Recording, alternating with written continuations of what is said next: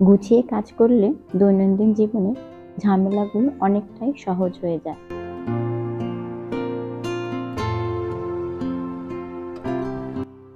আসসালামু আলাইকুম সবাইকে। নতুন একটি ভিডিও দেখার জন্য সবাইকে অসংখ্য অসংখ্য ধন্যবাদ। আশা করছি সৃষ্টিকর্তার অশেষ রহমত নাজিলের মাধ্যমে যার যার স্থানে অনেক ভালো আছেন। আর সৃষ্টিকর্তার কাছে এই কামনাই করি মহান রাব্বুল আলামিন যেন সবার ভালো থাকাটাই, সুস্থ থাকাটাই কাম্য করে দেয়। আমার আজকে ভয়েসের অবস্থা খুবই খারাপ। ঠান্ডার পরিমাণ যেমনটা পরিবেশগতভাবে প্রভাব ফেলেছে, তেমনি ফেলেছে দৈনন্দিন জীবনে প্রত্যেকটি মানুষের লাইফে। ঘরে ঘরে যেন ঠান্ডা, কাশি, জ্বর এটা যেন হরহামেশা ব্যাপার হয়ে গেছে।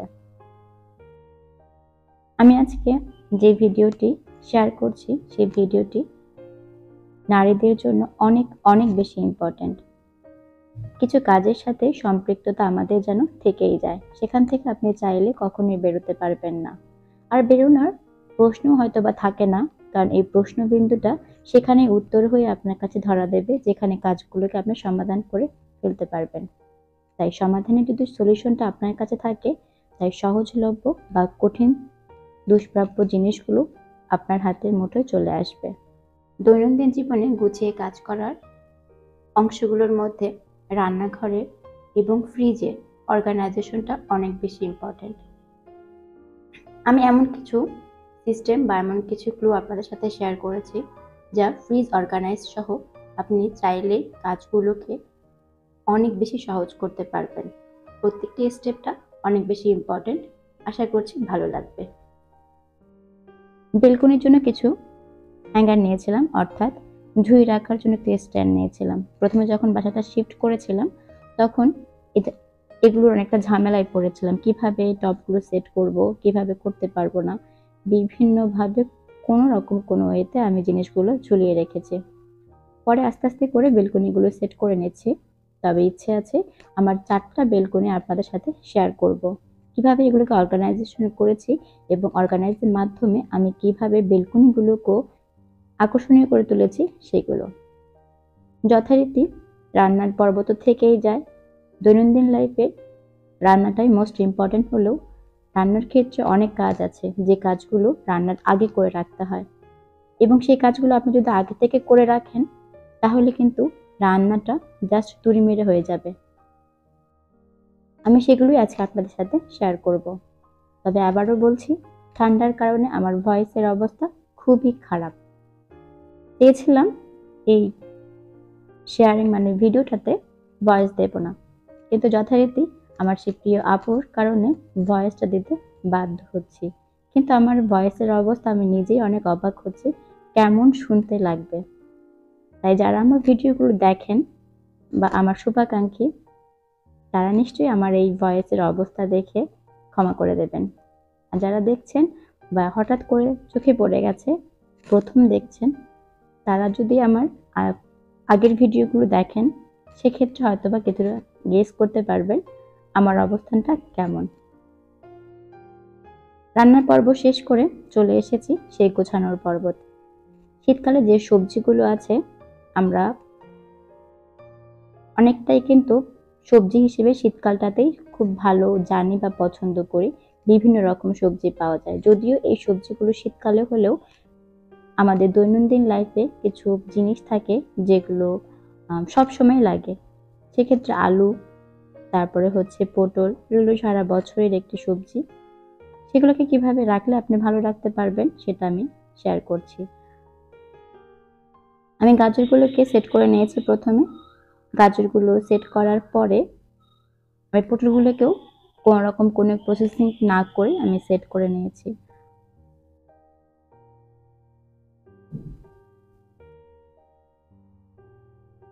তবে এখানে মূলাগুলো রাখার সময় কিন্তু মূলার মাথাটাকে ফেলে দেবেন, কারণ মূলার যে ডাঁটিগুলো আছে এগুলো কিন্তু ফ্রোজেন করার সময় ডাঁটিগুলো আগে পচে যায়, এবং ডাঁটির পচনের কারণে মূলাগুলোতে কিন্তু নষ্টের প্রবণতা বেড়ে থাকে।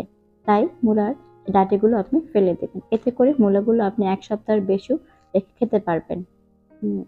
সাধারণত আমাদের সবজিগুলো 1 সপ্তাহের উপরে রাখার কোনো প্রয়োজন হয় না, কারণ অফ ডেতে বাজার কম আর বেশি করা হয়, সেক্ষেত্রে আপনি 1 সপ্তাহের জন্য এটা ফ্রোজেন করতে পারবেন অনায়াসে, কোনো প্রবলেম হবে না। আমার যেহেতু বক্সের সংকট আছে, তাই চেষ্টা করছিলাম কিভাবে করে একটি বক্সের ভেতরে দুটো জিনিস করে রাখা যায়। আর ফ্রিজে জায়গারও একটা ব্যাপার থাকে, অফুরন্ত জায়গা নিয়ে ফ্রিজ হয়নি।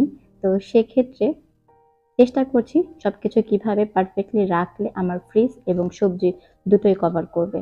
প্রথমে যদিও আমি সিমগুলো এভাবে করে রেখেছিলাম এবং বেসিক্যালি এভাবে করেই রাখি, কিন্তু পরবর্তীতে এই সিমের প্রসেসিংটা আমি চেঞ্জ করেছি, সেটা পরবর্তী ভিডিওতে আপনাদের সাথে শেয়ার করছি। আর ম্যাক্সিমাম সময় আমরা এটা সবাই জানি মরিচের বোটাগুলো ফেলে দিতে হয়।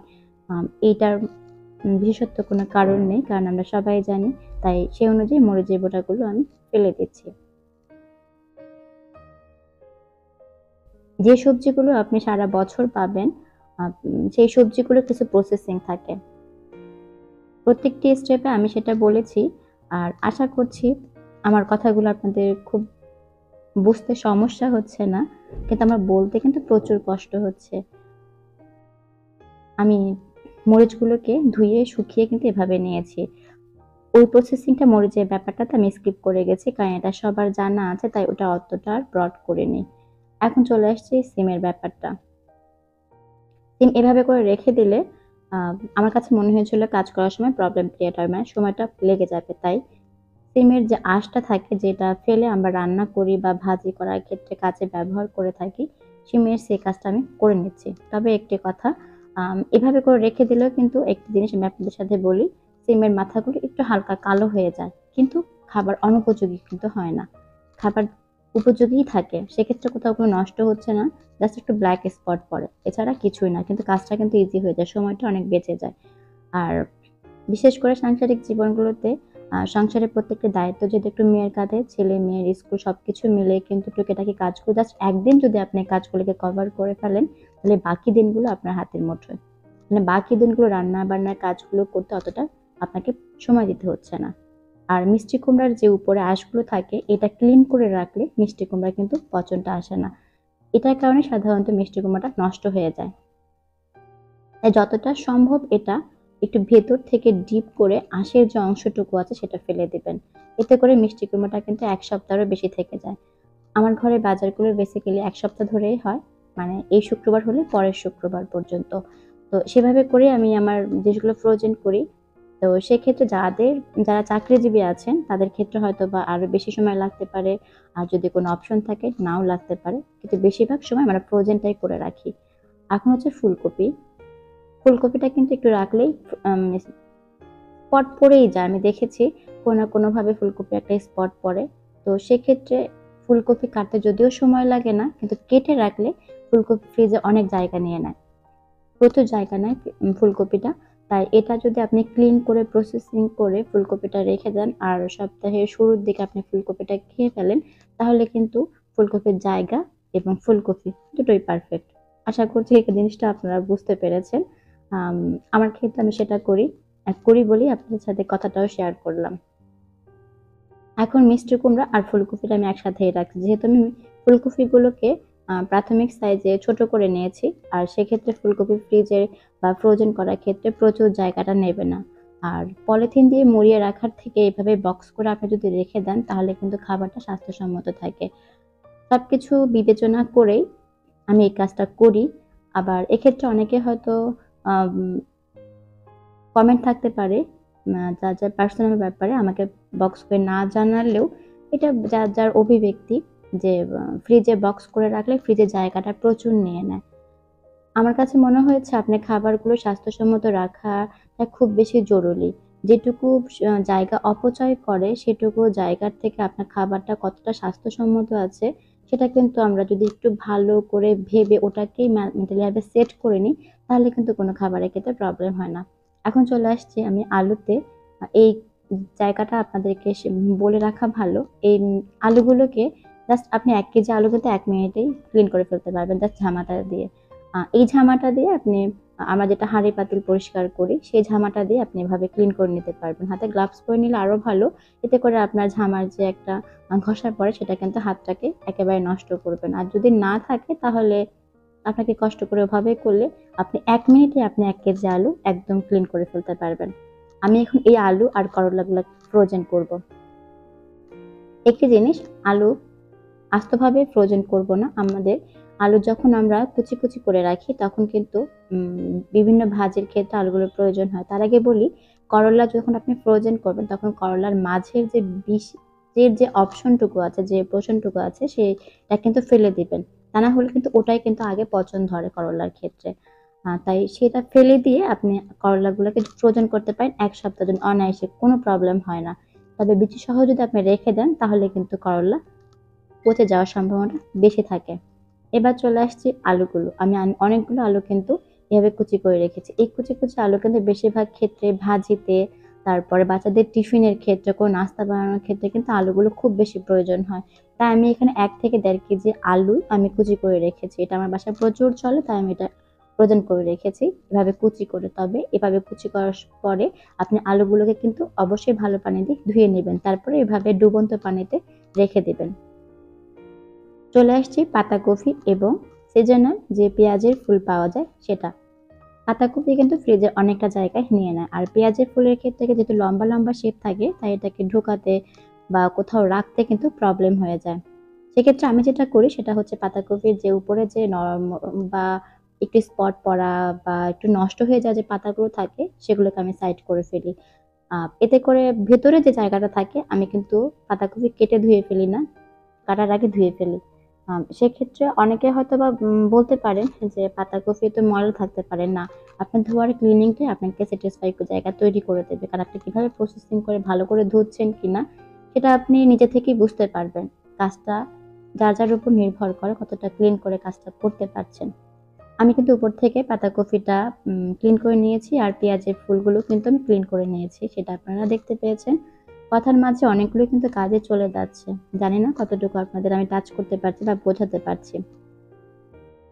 যেহেতু ঠান্ডা লেগেছে তাই পাতাকপি কাটতে, কাটতে আমার হাত দুটো বরফ হয়ে গিয়েছিল। পরে আমার আপা যে বলেছে আমি কেটে দিই। তারা গ্রামের মানুষ, এই কাজগুলো করতে খুব পটু। বরাবরই কাটাকাটির ক্ষেত্রে আপা আমাকে সাহায্য করে। এই জায়গাটাতে আমি সৃষ্টিকর্তার কাছে অনেক, অনেক বেশি ধন্যবাদ এবং শুকরিয়া। আল্লাহ তাআলা আমাকে এই জায়গাটাতে একজন হেল্প করার জন্য একটা মানুষ দিয়েছেন, যিনি আন্তরিকভাবে আমাকে কাজগুলো করে দিতে স্বাচ্ছন্দ্য বোধ করেন। আমি পাতাকপিগুলো কিন্তু এভাবে করে কেটে জাস্ট ফ্রোজেন করছি। তবে এখানে নষ্ট পাতাগুলো কিন্তু একদম নেই। যেগুলো ভালো পাতা, নষ্ট পাতাগুলো আপনি ইনস্ট্যান্ট কোনো একটা বক্সে করে কেটে আলাদা করে রেখে দেবেন। এটার সাথে মেশাবেন না। এখন চলে যাচ্ছি পেঁয়াজের কলিতে। পেঁয়াজের কলিতে যে মাথার যে অংশটুকু আছে সেটা কিন্তু আপনি কেটে ফেলে দিবেন, সেটা নেবেন না। বাকি অংশগুলো আপনি ভালোভাবে ছোট, ছোট করে টুকরো করে, কারণ পেঁয়াজের কলি আমরা কিন্তু যেভাবেই খাই না কেন সেটা কিন্তু আপনাকে এভাবে টুকরো, টুকরো করেই নিতে হবে।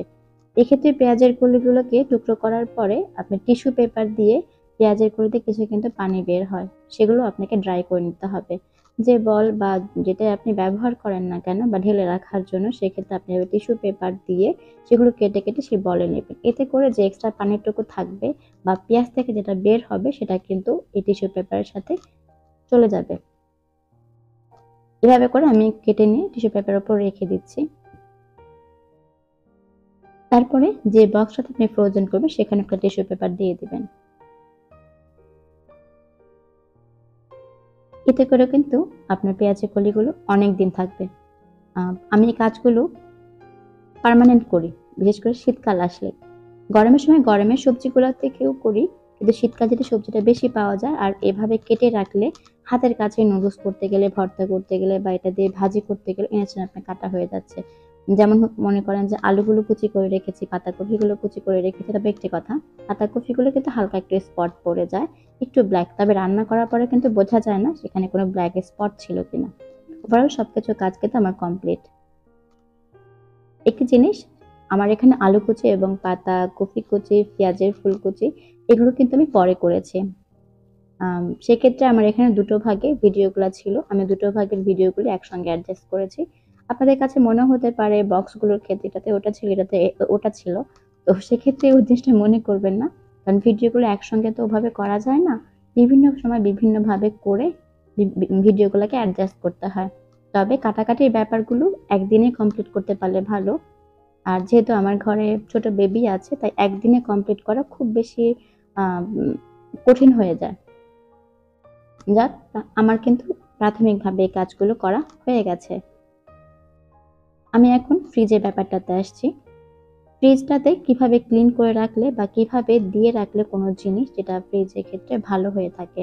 আমি এই ফ্রিজটাকে, আমার প্রথমে প্লাস্টিকের ম্যাট ছিল, এটা ডাইনিং টেবিলে ছিল।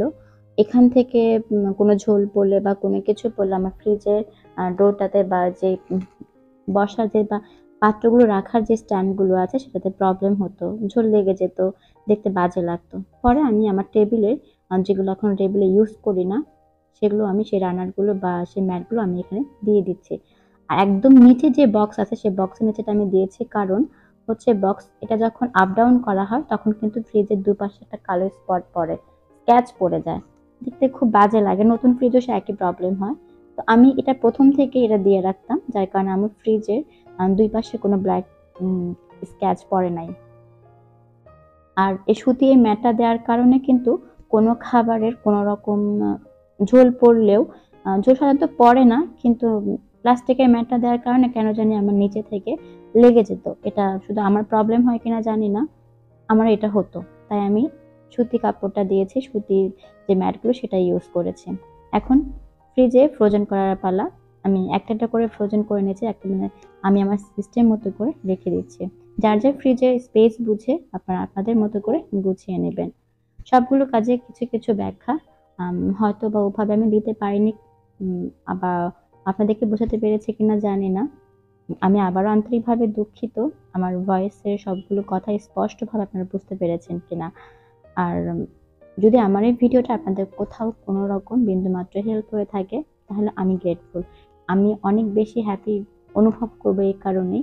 আমার কাজের কোনো ক্ষেত্রে মানুষের জীবনের না অবদানকে কখনো বলে কয়ে দিতে পারে না। কার কার কোন জিনিসের ক্ষেত্রে কতটা হেল্প হতে পারে কেউ কখনো আন্দাজও করতে পারে না। এটা যার যার জায়গা থেকে, যার যার অনুভূতি থেকে মানুষ শিখে যায়। আমিও শিখেছি কোনো না কোনো মাধ্যম থেকে, সংসার জীবনে চলার পথে অনেক কিছুর মাধ্যমে। তো যাই হোক, অনেক কিছু কথা শেয়ার করেছি আপনাদের সাথে। যদি আমার ভিডিওগুলো আপনাদের ভালো লেগে থাকে, তাহলে অনুরোধ করব না, যদি ভালোবাসা তৈরি হয়ে থাকে তাহলে অবশ্যই থাকবে।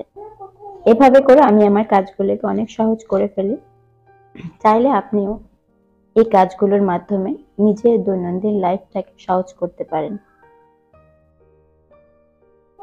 আজ তাহলে এই পর্যন্তই। যদি আমার এই ভিডিও থেকে আপনাদের কোনো রকম কোনো উপকার হয়ে থাকে, তাহলে অবশ্যই আমাকে জানাবেন। যদিও না জানালেও কোনো প্রবলেম নেই, কারণ যার যেভাবে উপকার হবে সে সেভাবে সেই জিনিসগুলোকে নিয়ে নেবে।